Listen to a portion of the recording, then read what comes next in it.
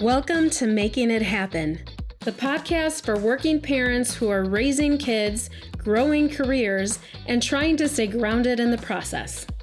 I'm your host, Pauline Roth. Well, today we have Deanna.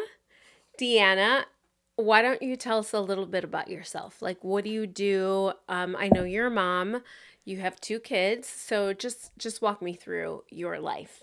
Sure. So, I have a 10-year-old and a 15-year-old. I have a loving husband. We've been together for almost 20 years. And then I work full time at a hospital. And I work specifically with the volunteer population. So, and then at home, we have 2 kids, 1 husband, 2 dogs. So our house is very full and hairy. Yeah. So tell me about your 15-year-old. What is that like? It's somewhat exhausting. It's kind of like you have someone that loves and hates you at the same time, all the time. So is that what you're preparing me for? yes, they're hot and cold. They want to be around you, but then they have no idea what they want to do, and then they get grumpy when you can't read their mind. And yeah, but he's turning into a really cool human. Like, Yeah. I feel like he has his own sense of self. He has his own sense of style. He doesn't really care what other people think. He just kind of does his own thing, which is sometimes infuriating. Does he want to hang out with you guys? Less. Okay. Unless it's something he wants to do. So, like, if it's just us running errands, no, thank you. But if he wants to go to a certain store, he'll go with you so that he can go to that store. Or if he wants to eat at a certain restaurant, he'll go with you so that he'll do other stuff with you so that he can get his end goal met. Yeah. And now he started driving. I know. Tell me about that. What is that like? It is terrifying, but also really cool. Because it's the most bonding time we've had recently. So we sit in the car together. He does not take direction all that well because he thinks he already knows things. So, but overall, he's a really mature kid, and he does Yes, he is. mostly the right thing. So he gets a little attitude, but I feel like when I was 15, I had an attitude too. So Don't we all? So I just try to. Is he into girls, or is that not a thing for him yet? Not yet. No. And I'm okay with that. His bestie is definitely into girls. And so he gets enough information from that. He's like, no, not. And one of my girlfriends, her son didn't date at all in high school, and pretty much told him, like, you can save a ton of money and a ton of time and play with your friends and hang out and just do guy stuff and not have to worry Yes. with girls. And I was like, They're too much drama. yeah, pretty smart kiddo. So I think that it for him, it works. How do Emerson and him get along? Because they're close in age, right? They're 5 years, Oh, so okay. 4.5 years. So it depends on what it is. So they can get along in order to, like, get something accomplished.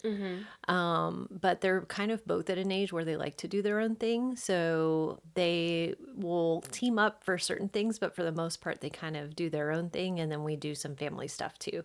Okay. So, but Greg and I make an effort to spend time with Chandler and spend time with Emerson and do things that both of them like separately. So, Okay, that's good. That's important. We try to do that with the girls, like just spend one-on-one time with each of them because I think they like that. And right now they're at an age where they're constantly fighting, and I think it's because we're all home together all the time. But yeah, I'm just trying to make them get along. I'm like, this is going to be your best friend for the rest of your life, so you might as well get along now, you know? So do you have those conversations with the kids? Do you want them to be close? Are they close? yeah, I think it's different dynamics with like my husband and his brother were both boys, and so there was like more sibling rivalry. And then my sister and I are only 2 years apart, and so we had more sibling rivalry, and it was 2 girls, so we're always fighting for affection and attention. And I feel like for them, they both get quite a bit of attention when they ask for it. So I feel like they don't have that same like adversarial relationship. Like they'll fight over stupid crap, but like not a quarter as much as my sister and I. And I don't know, like I don't think we have it figured out. I know we don't have it figured out, but I think that we do really try to give them both space and opportunity. And I feel like with that, they don't have to, they don't have to fight. Like they both have their own things. Yeah, that's good. I remember me and my brother, we were 6 years apart and we fought, but not like the girls do because they're 2.5 years apart, and you said you and your sister are close in age too. They are constantly arguing, and I was like, did I do this with my brother? No, because we were so far apart in age, and he was a boy and I was a girl, so it's a Yeah. different dynamic. Yeah, I think there's a gender piece to it, and then I think the age, because they are so far apart. Like Chandler kind of got to be a single kid for a little while, and then Emerson kind of, she wasn't a single kid, but like my son was old enough to realize like, hey, mommy needs help with this and stuff. So he got to be Yeah. kind of mommy's big helper with the little sister. So I feel like they kind of had a little bit of a different dynamic than my sister and I. And my sister and I only had each other, so we had to play together because we grew up in a really strict household. So I feel like we Yeah. like were kind of like you were saying together all the time, and I think that just creates adversary for anybody. My Right. one kid is in elementary school and my one kid's in high school. They'll never be at the same school again. So it just kind of like they have their own little dynamics. They have their own friend groups. Like they're far enough apart that they really don't have to. They don't have to compete like that Yeah. for friendships or for us at all. So Yeah, now that Chandler is learning how to drive, I know you said it's scary for you, and I can't even imagine what that's going to be like for me. So, how are you coping with that? I think, within 3 years, he's going to be possibly going off to college. I think that learning to drive is kind of one of those first independence factors of us having to relinquish the control.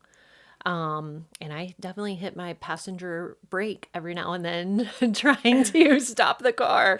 But at the end of the day, he has to learn these things. He has to Yeah. experience these things. And I told him the other day, I will drive with you forever because I want you to be competent. I mean, we just had a huge accident last week on the road. Like, I want him to be not just a driver, but a really safe driver that has more experience than the typical 16-year-old. So, how do you prepare him for that with the accidents that go on over here? Yeah, so we've talked about like being more proactive and not just like, and I think when I did the motorcycle class recently, it kind of reminded me of things like you don't want to just look ahead, you want to look like a mile ahead, 3/4, like as far as the distance that you can see, and be watching not just for turn signals, but people's tires, the way people's tires. So I'm kind of teaching him to be a little bit overly cautious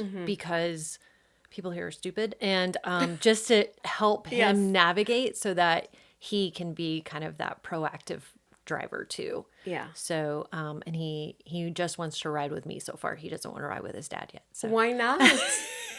Is he nervous to ride with Greg? I think Greg is amazing, and he has so many great features, and he's so calm and collected. But if he gets flustered, he gets really flustered. So I think for me, I'm just like a little bit crazy all the time. Like I'm just a little bit like on edge.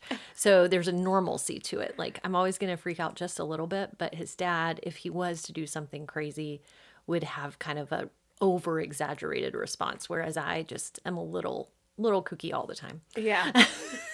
I get that because I'm the same way, and I think Jim is more like Greg, so he would definitely flip out if they hit someone. Yes. He'd be like, "What are you doing?" So hopefully he's doing really well though. So far he's doing really well and making me really proud. And we've gone out, probably he got his license like literally or permit like 2 or 3 weeks ago, and we've probably gone out like 6 or 7 times. Like we've That's gone good. pretty regularly, and I want him to get to the point that he feels comfortable and, doing things on his own, and me starting to see that he can do things on his own. Yeah. I think that that's an important step for parenting too, is to realize that we grow these kids. We don't grow them to be under our wings forever. We grow Right. them so they can go do amazing things on their own. And so we kind of have to let them blossom and let them out a little bit. And I think that's hard for me because I was so structured and so like parentified, my parents Mm-hmm. were. And Greg had a lot less structure for his childhood. So he's like, we should just let them roam the streets. And I'm like, no, they have to stay in our backyard and only friends can come to our house and we have to keep them safe from everything. So trying to balance that, Yeah. the two parenting styles and our two childhoods to make these kids as healthy as they can be, really. Isn't that the hardest thing? I feel like when you get married, you don't really talk about being a parent, Hmm. but then you are bringing your childhood to the marriage, and then he's bringing his childhood to the marriage, and then you're trying to figure it out once you have kids and blend it. And it's really hard. Totally hard. Yeah. It's like really hard sometimes. Yeah. And then you're bringing, I feel like we're all carrying all that baggage. And like Mhm. when you move in together, you're like, okay, well, here's all my baggage. Here's all your baggage. Let's unpack it and look at what we have Yeah. and kind of trying to figure out, like what needs to go to Goodwill, what needs to be kept, Yeah. what we can work through together. And I think that's the biggest thing in a partnership is realizing that this is not just like my roommate, this is my partner, and this is somebody that I have to support me and I can support them. Yep. Definitely takes time. Yeah, it does take time. But I feel like you and Greg have a great relationship, great partnership. I I view you guys as you're very respectful to each other. You are raising the kids great. How do you feel about what you're doing? I mean, I feel like I keep making mistakes and then I learn from that mistake and then I make a new mistake. So I feel like in life, that's all we can do is kind of like you guess and test, like you have a hypothesis that Yeah. this will work or that will work. And then you try it and you go, oh crap, that didn't work. So then you restart and you start it again and figure it out. So, but I think the communication is there, the like you were mentioning, kind of the respect is there for one Hmm. another and realizing that, we're in this together. It's not us versus each other or me versus you. It's us against everybody else and we have to just make it through this life together. Yeah. And I think that takes patience and understanding and Hmm. time away. I think that's really important too. Like we both have individual hobbies, we both have individual friends. We're not glued at the hip. We just kind of do our own thing and then we merge together when it suits both of us. So Hmm. I think that's important too, to not get so lost in each other that you lose who you are as an individual, because that's what brought you together in the first part was your unique traits. So Right. kind of realizing that you still need to have your own life and your own things outside of one another. Yeah. So, I think for us, maybe it's a little different because we were raised in Illinois or Chicago, and like here now I have friends, but before I didn't. And Jim made friends while he was here. So it's just trying to figure all that mm-hmm. stuff out because when we lived somewhere for so long and then we decide we're going to move to Florida, like we don't know anybody. Like Yeah. what do we do now? Right. And then both of you guys were virtual too. So you Yeah. didn't have the ability to like make coworker friends that were local, so there's Right. different Right. opportunities to like build those different relationships. But you guys were kind of in a situation where you were also virtual. You're moving into a place with a zillion other new people that are all kind of trying to find their roots too. So Mhm. it's a little bit different for like I've been here for 20 years, so 20, almost 21. So I have a little bit of a different scenario there, that I've been Yeah. able to make my own friends, and then I made friends through Greg, and then I've made different coworkers along the way. So I've kind of like Yeah. I always feel like I just have like a bag of collectibles and those are my friends and I just like pick them up as I go. Yes. But I'm so lucky that we ran into you guys. So, I feel fortunate for all the friends and the relationships that we've been able to build. Yeah, me too. I know that you guys were one of the first people that we met when we moved down here. So I'm just so grateful that we got to meet all these people and I still have friendships with them. That's important. Yeah. But talk to me about your marriage and how it works for you guys. I know you said communication is a big part of your marriage, which I agree.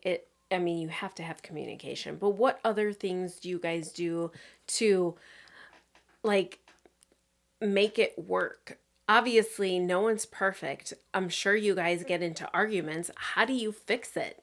Yeah. No, that's a good question. I would say there's a couple things that we do that are probably a little weird to other people. But we try to go on a date night every 2 weeks or every weekend. So we just get out and go do something. It doesn't necessarily have to be super romantic at like a 5-star restaurant, but just something we get out for brunch or get out for something that's just the two of us. And our kids are old enough now that they can stay home for a couple hours. So we Yeah. kind of have that flexibility. Another thing that we've done is we sleep in separate bedrooms. You do? Yeah. And How so does that work? we love it. We both get a good night's sleep. He stays up later than me. And so he would stay up till like 11 o'clock, 12 o'clock, and then come in. And then the dogs would come in and then everybody would jump on my head. And it made me so angry. And so with our new house, we have enough space that everybody has their own room, plus Greg's office. So we technically like everybody has their own space. And I feel like that's a weird thing to say, but it's so healthy for us because when we get time together with just the two of us, we really respect that time. I technically have my own bedroom. I think that that makes a big difference for us to get good sleep and not be on top of each other, not have the dogs on top of like just calmness. So I've heard of couples doing that. I don't know how it would work for us, but I find that interesting because sometimes I do get mad at Jim because he's snoring and I'm like, be quiet. I want to go to sleep. yeah, and I think it started so at one time with my kidney disease, I was on prednisone and I was on a really high dose. And so my sleep cycle was like all kinds of messed up. And so I started sleeping in a separate bedroom before Emerson was born in our old house just to like, because it was so distracting for Greg. And then once Emerson came, then we slept in the same room again because we only had a 3-bedroom. And then now with our new house, we have the space for me to have my own space again. And so like within a month of moving to our new house, like 5 years ago, we were like, okay, see you later. Yeah. So, but we still spend quality time together and have adult time together, but we just like get to have our own space too. And I feel That's like that's good. helpful. And then let me think, there was one other thing I was thinking of when you asked. I think as far as struggles or fights, I kind of come with a understanding rather than accusatory. Not all the time. I screw up, but I try to think about like not just what happened, but why did this happen and kind of dissect it. Like, were we both hungry? 90% of the time that we argue, it's because one of us is hungry. So just realizing like, okay, was this really a trigger or was one of us just having a hangry moment? And even when I was on the prednisone, we used to have like a catchword. We used to say Snickers because you remember the commercial with the Snickers and like everyone goes like gets hangry. Yes. So if my husband says Snickers, I know that like I'm over the top and it's not necessary. Like I have pushed him. So we kind of, and we can laugh about it. We can talk through it. We don't let it sit and simmer. We kind of talk through issues. And that's kind of something I've learned over time too, is like, if you just bury it or just put it in a bag and then pull it out later when you're really upset, that's not healthy. Like it's, No. and it doesn't serve anyone to do that. So we've definitely had to learn to fight fair though. And it takes time and practice to get good at it. And we still screw up a lot, but How long have you guys been married? This September will be 18 years, and we met 20 years ago next week. Okay. Well, happy anniversary. Yes. You touched on this a little bit, but tell everyone about your kidney disease or what happened with all that. Okay. I know the story, but not everyone else does. So, I was pregnant with our first kiddo. We found out we had Chinese drywall, and so we had to move out of our townhouse for like 6 months. So that was the week we found out we were pregnant. We had to move out of our house because of that. And then I went to my second went to my second OB appointment for the baby, and they said your protein's high and you have an appointment with a nephrologist tomorrow. And I was like, that's not how that works. Like, you don't get an appointment with a specialist in one day. So then I, of course, Googled it that night, like what happens when you have high protein, and they're like, you can lose the baby, you can do this, you can do that. So I like bawled myself to sleep that night, just thinking like how terrible this could be. I met with the nephrologist. They said, this happens sometimes. We're just going to figure out where the protein, why you have high protein. There could be a zillion reasons. And they did all the tests that they could without doing anything that could be invasive to the pregnancy. And they couldn't figure it out. So they said, once the baby comes and you finish breastfeeding, then we can do a biopsy. And so, of course, like with all the stress and strain, I wasn't able to breastfeed that long. And so Chandler was born in February. I had the biopsy in May of that year. And so they said you have focal segmental glomerulosclerosis, which is FSGS. And what it means is that you have like scarring in your kidneys. And so the really great things like proteins are exited through your urine, and then the toxins that should be released through your urine are actually stay in your body, in your bloodstream. So it can be really problematic. Most people pass within 10 years. And I am going strong at 15 years. So I've never had a transplant. I've never had to go on dialysis. I'm in stage 2 renal failure, which is like pretty much probably a lot of people are in that and they don't even know. So it's really not that significant. I don't have any of the bloating and different things. But I have been on every medication that they've ever qualified for FSGS, and some stuff they haven't even qualified. Are you still on medication? Yeah, so right now I'm on something called Farxiga, which is for diabetics, and then I'm also on 2 different blood pressure medications. And the thought of the blood pressure medication is that if the blood isn't flowing quite as fast, then your kidneys aren't working quite as hard. So it's not necessarily because I have high blood pressure; it's just to kind of not put as much pressure on my kidneys. But yeah, I've been on meds, every med that they could derive for the last 15 years. So, how was that for you and Greg? Like learning about this diagnosis? Like, how did you guys like make it work? Yeah, so Greg is part saint. He doesn't know that, but he definitely has been through a lot, because I was 3 months postpartum, and I was put on. At one time, I took 13 different medications a day. Oh, wow. And one of those was the insane amount of prednisone, which was 180 milligrams, which is really, really tough. It makes you angry. It makes you, you have insomnia, you have severe mood swings. Your face blows up like a moon, and they call it the moon face. So it's really hard to look in the mirror. It's really hard to, and then they had also put me, because I was on that, they put me on a mood stabilizer, and they put me on a sleep aid. And so I wasn't allowed to carry the baby, which was 3 months old, after I took any of the sleep aid, because I could fall asleep while I was walking. I couldn't get up the stairs safely sometimes. Like, it was really, really scary. And luckily Greg was there, and Greg stood by my side, and I'm sure he said some things under his breath, but I don't remember now. But it Yeah. was about I think I was on those meds for a year because we had to Okay. like almost reset my kidneys after, because Mm-hmm. a birth really puts more strain on your kidneys. And so it was really hard to like kind of get back on track. I had gotten further into progression. And so, and then with Emerson, kind of the same thing. I had to go on prednisone again. This time it was about 8 months, 12 months. So the second time we kind of knew what we were getting into Mm-hmm. a little bit, but it wasn't as significant. So So you still wanted to have a second baby? that was a big discussion. We didn't think we could. We thought we would only Okay. have Chandler, because when you have the disease I have, it's really hard to get pregnant and it's really hard to have a sustainable pregnancy. Mm-hmm.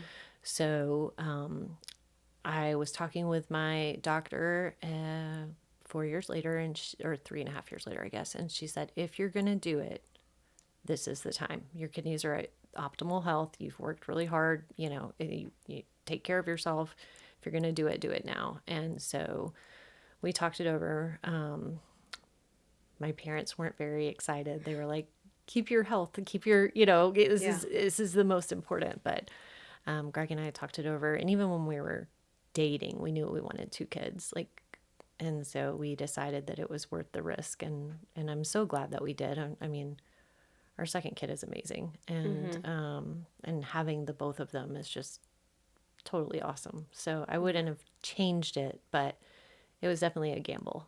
Yeah. And I had to go to testing every 2 weeks with both pregnancies. Both pregnancies were emergency C-sections. Like, it was an adventure. That's what we call a crap show at our house, is an adventure. So, but I'm glad that we did it. Yeah. That is a lot to go through. I mean, and you're going to have this for the rest of your life. You have to be on medication for the rest of your life, right? Right. How does that make you feel? Do the kids know? Do they think everything is normal? Like, what do you discuss with them? That's a good question. So as they've gotten older, they understand more and more. We go to an event every year called the Tampa Pig Jig. Mm-hmm. I almost wore my shirt today, but they know about kidney disease. They know that mommy has a kidney disease. They know that I take medication every day.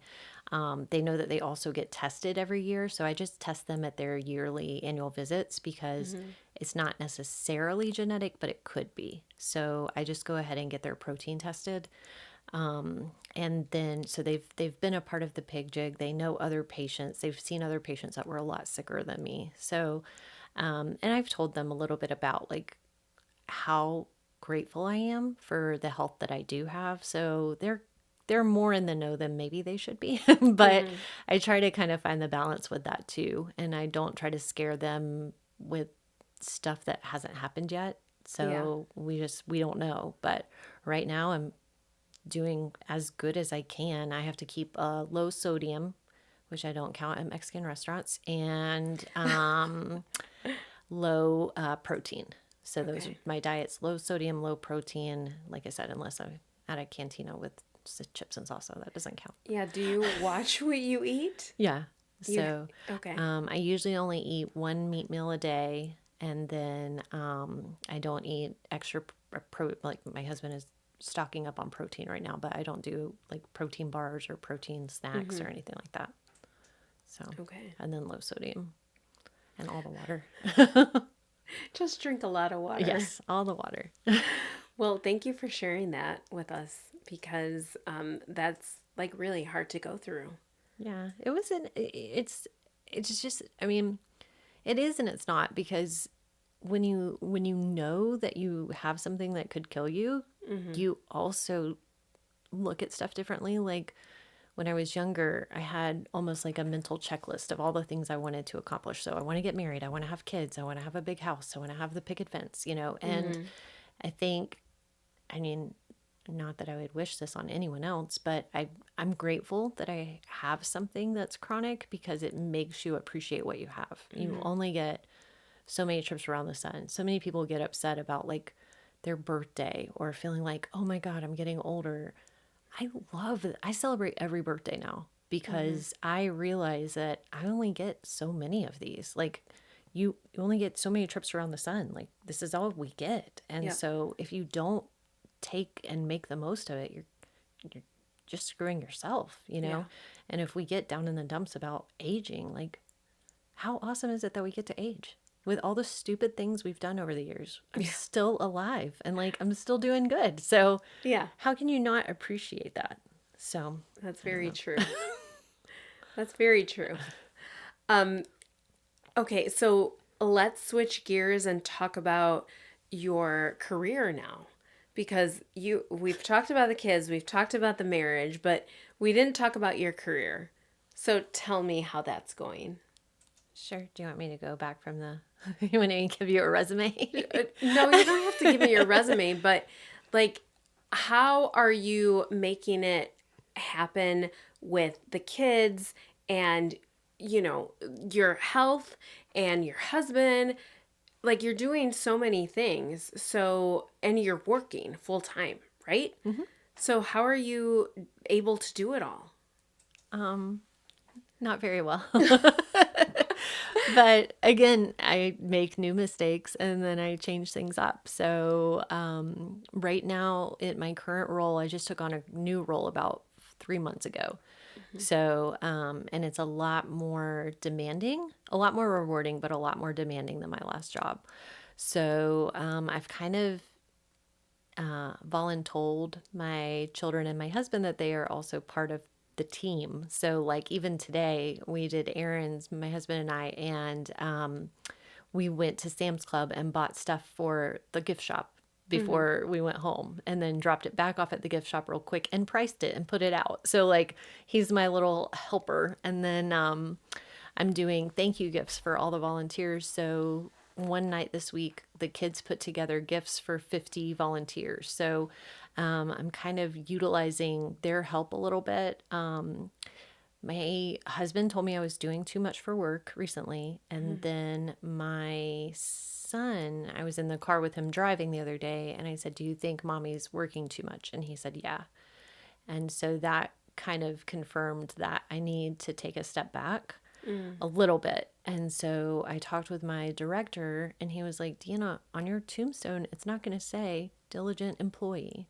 It's going to say amazing mom and loyal wife. Those are the things Mhm. that are the most important. And it's okay that you can't do everything at once." And I thought that was so refreshing to hear from, a person, a Right. supervisor, but it also really brought that home that, I can try all the things. I can try to be there for everybody, but I really, at the end of the day, I have three people that are the most important to me, and I need to make them the priority. So, Right. like, even the other night, Greg and I were in the hot tub together, and started like thinking about work, and I was like, I got to get out. I got to go make some emails. And he was like, "What are you doing?" And that was kind of the catalyst for our discussion. It was like, "Deanna, you need to separate." And it's hard because this job is a 7 day a week job. It's not a 5 day a week job. And Mhm. so it's hard to find the balance. So I'm still working on that, still finding that space and realizing that I only get 24 hours a day, just like everybody else. And I Yeah. need 8 hours of sleep or I'll be a dragon. So in those other 16 hours, I need to make the most of it, but I can't prioritize everything. I have to Right. decide what's the most important for me and what's the most important for my family, because at the end of the day, they're the ones that I most need to be there for. Yeah. I feel like with women, and now that we've gone into this new era of we're working now, just like the men used to do back in the 50s or whatever. Um, we have so much to be able to, or we have so much that we need to handle, right? hmm So we got to think about work. We have to think about our kids. We have to think about our husband, and we have to think about ourselves. And I think we're always the last, hmm right? Because we want to do everything for everyone else, but nothing for ourselves. Yeah.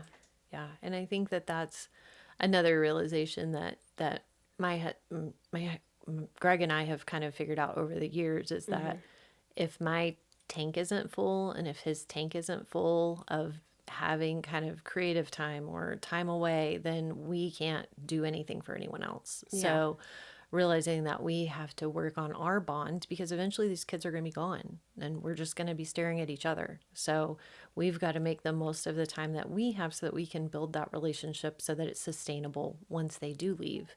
Yeah. And then also, him having special hobbies, me having special hobbies, and being able to kind of reinvigorate ourselves so that we can be our best versions for each other. I sound like a hippie, but that's No, I love that. but it does. It takes both of you kind of making effort for yourselves and for each other to really be able to get by. And I think that me right now, I'm still working on that. I'm not very good at it. I'm not very good at the balancing all of the different responsibilities plus school. So yeah, there's a lot on my plate, but it's Yeah, you're going back to school too, yeah. right? It's like a You're charcuterie board in my crazy. 40s doing all of the, there's just a hodgepodge of things. And I'm just like, okay, we'll just make it work. So, You just make it happen, right? yeah. And like I said, I make tons of mistakes and I do stuff wrong all the time, but I learn from it and then I do it differently the next time. So, Well, on that topic, I like to ask everyone this question. What's the greatest lesson failure has taught you that still carries with you today? yeah. And I asked you when you first asked me about my career if you wanted the backstory of my career. So I guess we'll go there a little bit. Okay. But I would say realizing that I wasn't cut for being a therapist Mm-hmm. was one of the hardest realizations, but one of the most freeing realizations of, I'd gone to school for this, I'd had my master's, I'd been working in the field, and I did all the things, I checked all the boxes, but it didn't suit me as an individual because I really got too invested and it was hard for me to maintain boundaries. And stepping away from that after putting so much effort and time and money Mm-hmm. into getting this degree and then realizing that it didn't suit me was probably one of the hardest lessons in my life, but one of also the most rewarding that How did you figure that out? um when Chandler was born, my first guy, I would come home so not physically exhausted, but so mentally taxed and exhausted that I just I felt like I wasn't a good mom. And my goal since I was 5 was to be a good mom. My goal since I was 17 and realized how much a psychologist could make is when I wanted to be a psychologist. So Mm.